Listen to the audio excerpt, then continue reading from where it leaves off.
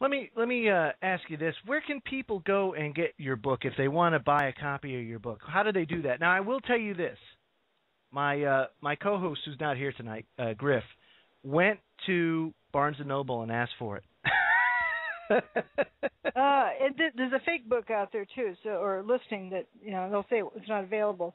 It's rather too bad, but it'll probably eventually be there. Yeah, if you start getting exposure, like for example, you were just on Coast to Coast, and I listened to that interview, and that's fantastic exposure. So as word keeps getting out, and folks, please, I mean, I cannot tell you enough. Get a copy of the book, read it for yourself, because it's the data that's in there, the pictures. You can't. It's laid out. Yeah, I don't want people to believe me.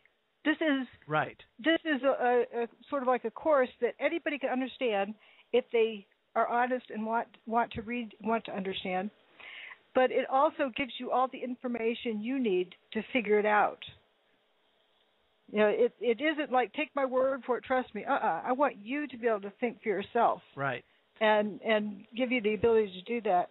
Now, back to this justifying. Oh, as for the site, yeah, you can go to my website. It's drjudywood.com. That's drjudywood.com.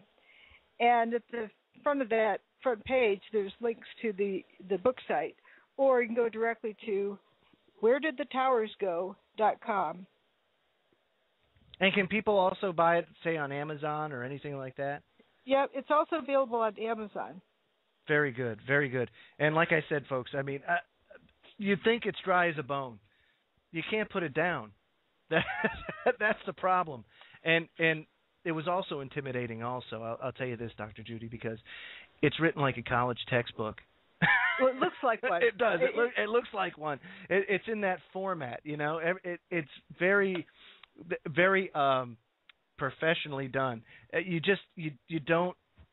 I would have never thought. And then you open it up and you start reading it, and next thing you know, it's like, I really should have slept last night. This is ridiculous. Well, thanks. So I mean, it's a fantastic book. So the dustification, you were saying? One more thing, So Richard Gage's, criticism is, it doesn't make sense for that picture. Right. But then again, he's an architect. Mm-hmm. He's not a scientist. And then if you look at page 136, or better yet, 138. Okay. 138 is a picture of the South Tower's demise, and there's this chunk of stuff coming down.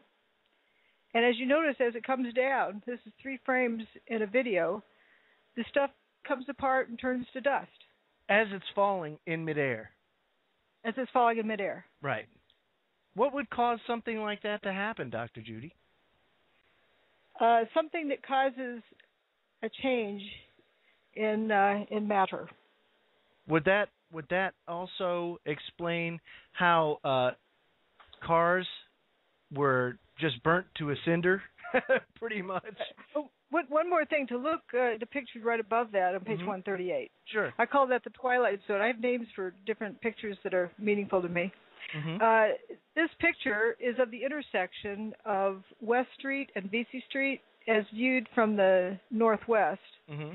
And on page 136 is a series of pictures taken from about the same location, that you're watching the stuff, the Tower 1 coming apart, and you see these chunks coming down and dissolving. Right. And that picture on 138, the Twilight Zone picture, is right after the people come out of their hiding places, and they're looking, and they're like, well, where's the building? Yeah, where'd it go? And they're in that intersection, and you don't see any chunks of steel. You see paper and dust. Yeah, that's where that stuff was aiming. It's really amazing. So you have this force that causes the building to just turn to dust, and then the other interesting thing was the cars. How do the cars and the vehicles and all these things and the Scott air packs? How do the Scott air packs explode? How do cars just start to combust? Poof. Yeah. How does that happen? The car is an interesting thing. I wish you played like the first, what do you call it, few seconds with Jesse Ventura on Alex Jones when he brings up the cars.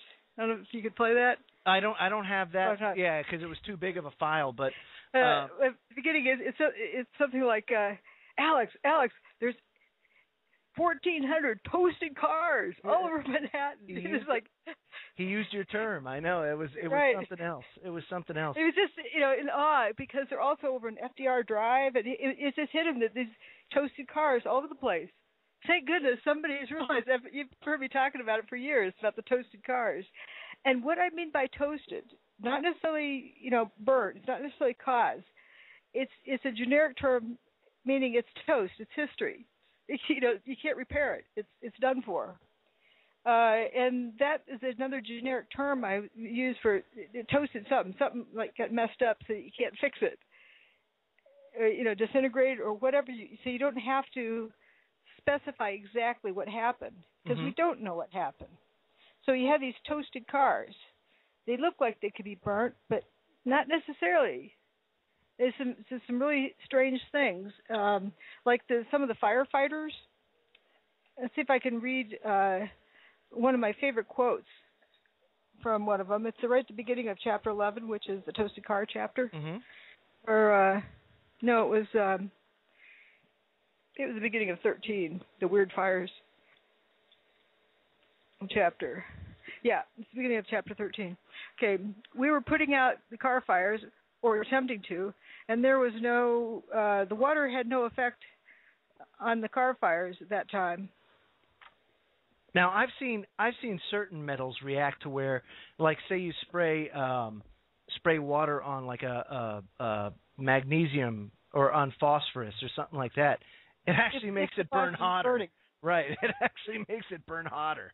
But these are steel cars. These are steel cars. I mean, you're not talking about something like that. Aluminum. Right, exactly right. But aluminum just doesn't spontaneously combust, and that's the interesting thing that I found that, and that they're so far.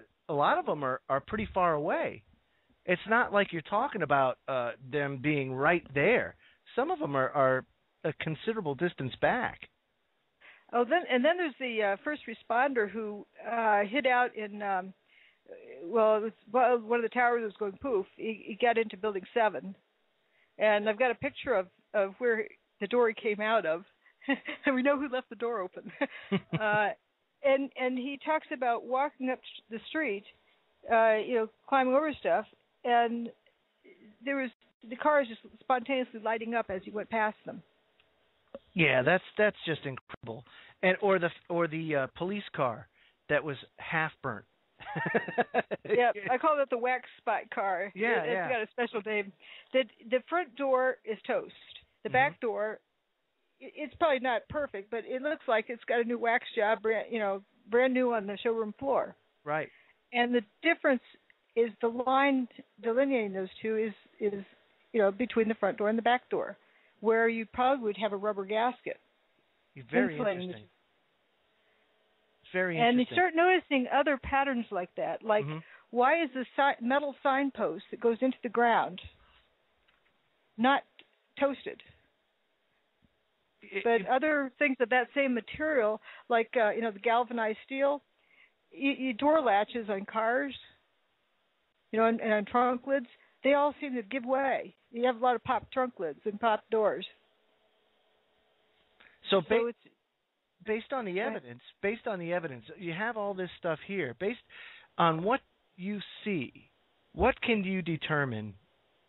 I'm saying, I'm pointing at a difference between the signpost and the latches on the trunk lid and so forth. One is grounded and one is not. So what would that do? I mean, what would that mean? Well, magnetism kind of travels through things. Electricity travels through things. These are things we know.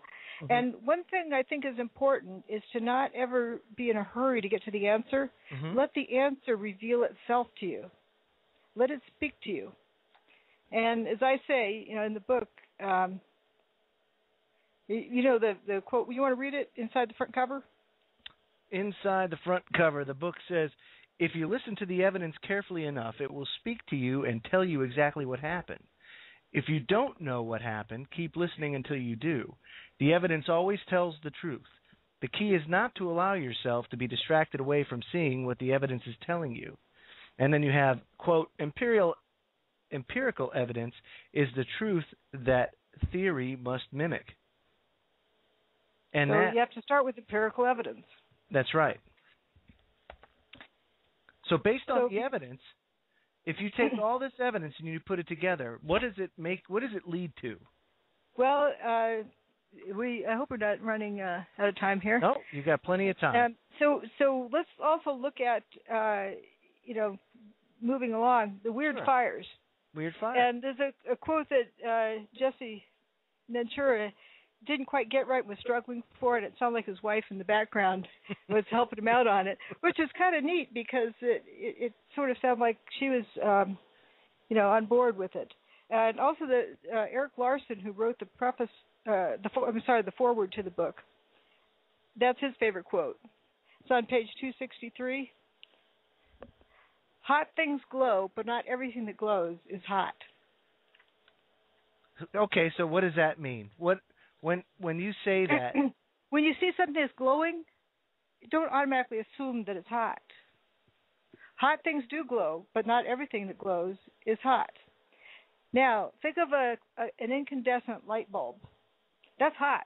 If you touch, your fingers burn if you're going to try to unscrew it while it's still on. An incandescent bulb also glows. A fluorescent bulb also glows, but it's not hot like that. Right. Light is produced in a different way. A different mechanism is used in a fluorescent tube compared to an incandescent bulb.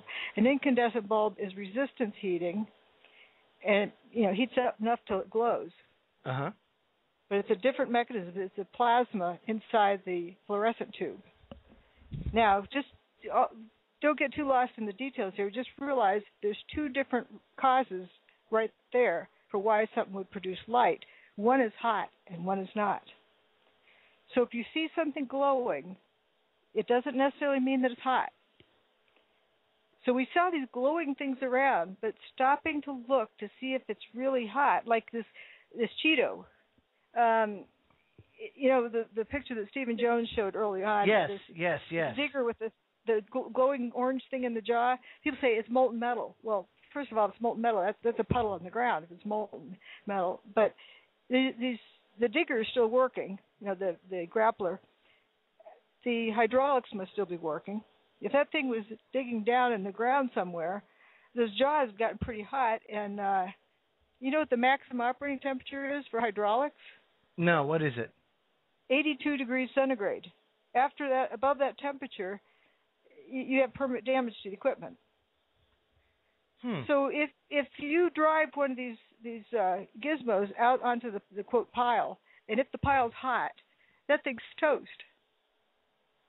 So it wouldn't keep working if it's hot out there. And there were a couple of pictures, like you were talking about the Cheetos, but there are pictures of this puddly, glowing substance, but right next to it, even right up against it, they're pieces of paper, and they're not burning. Yeah, like with these orange Cheetos, that's where I first got the term, because it looks like those cheese puffs, Cheetos. Sure.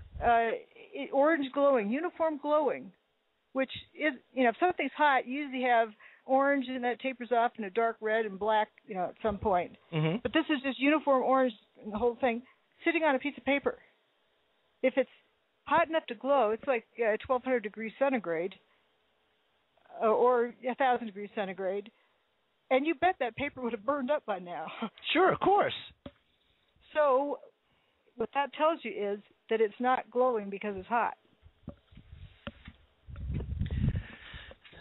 And then we have, like on page 287, this ground fumes.